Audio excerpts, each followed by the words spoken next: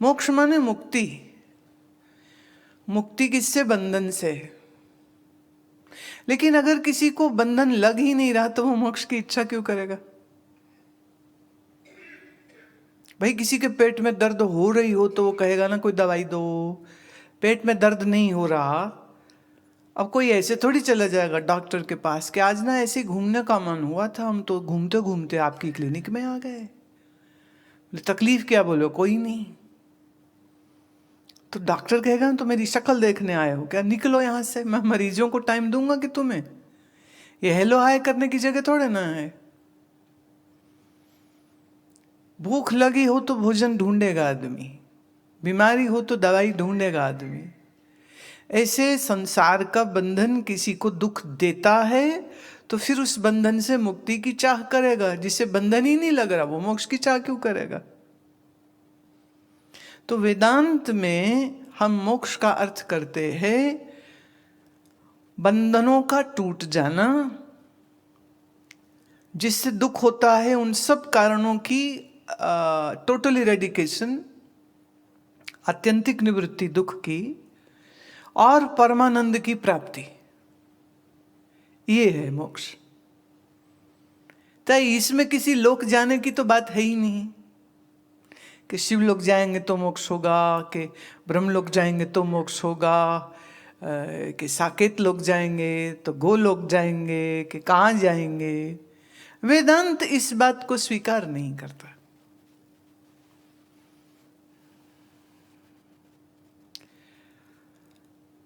बंधन हम किसको कहते हैं और दुख हम किसको कहते हैं, ये समझना।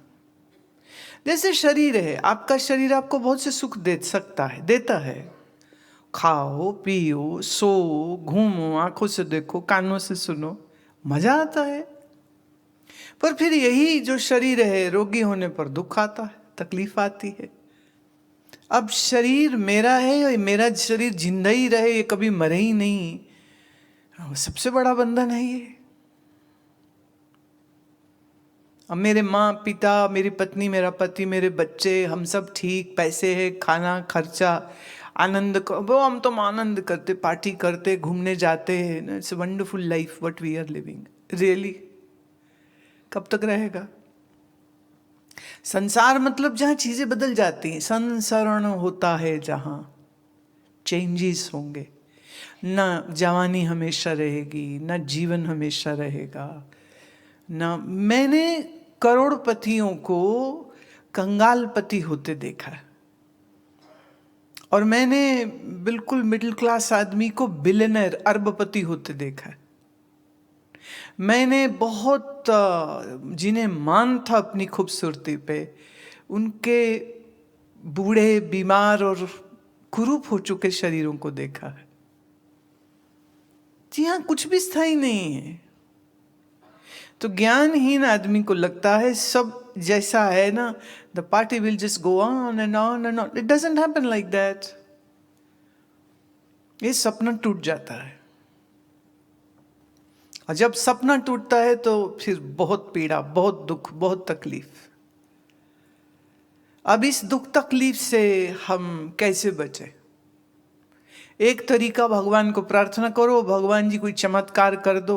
पर मेरे को एक बात बताओ, अर्जुन से ज्यादा कृष्ण का प्यारा कोई नहीं है। कहीं तो उसको मेरा हृदय, कहीं मेरा प्रिय, कहीं कुछ है ना।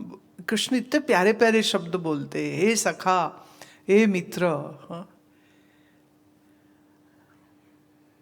तो अर्जुन क्या जिंदा ही रहा, मरा नहीं कभी? पांडव बड़े प्रिय थे, और पांडवों से ज्यादा प्रिय कृष्ण को द्रौपदी थी। महान विदुषी थी वो, ज्ञानी थी वो, और यज्ञ अग्नि से प्रकट हुई है, दिव्य स्त्री थी वो। तो क्या वो जिंदा है आज? तो जो कृष्ण के समकालीन थे, जो कृष्ण के प्रिय थे, जो कृष्ण के हृदय थे, ना वो है आज जीवित, ना श्री कृष्ण शरीर से है। तो संसार के जो नियम है वो सबके ऊपर लागू है। सबके ऊपर लागू है।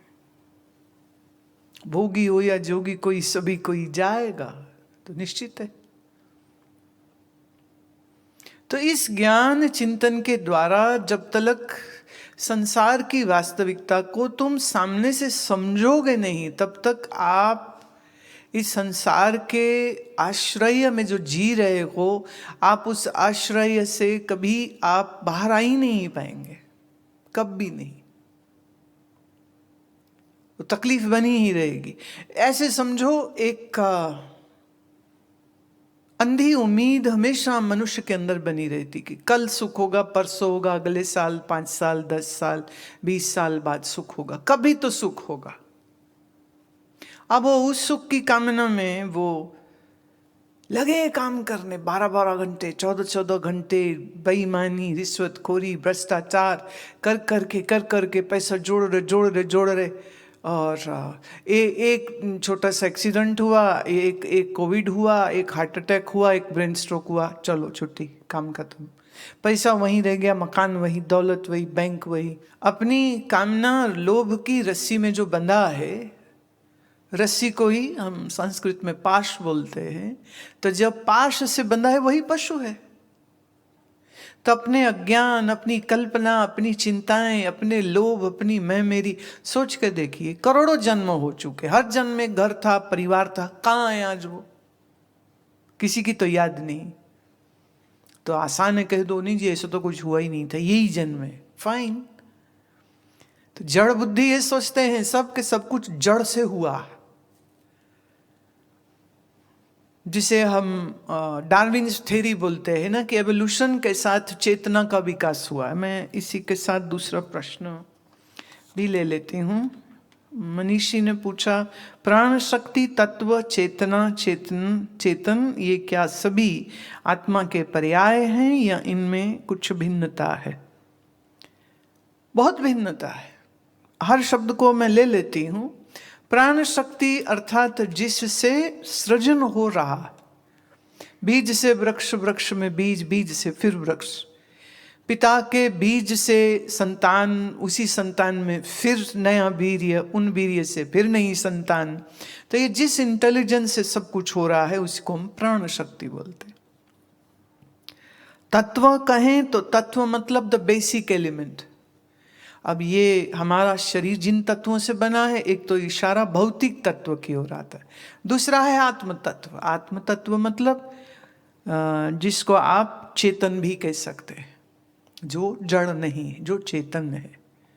और जैसे सूर्य की किरण होती है, जैसे हमारी धरती पर सूर्य नहीं आता, उसकी कुछ किरणें आती हैं और यहाँ दिन हो जाता है।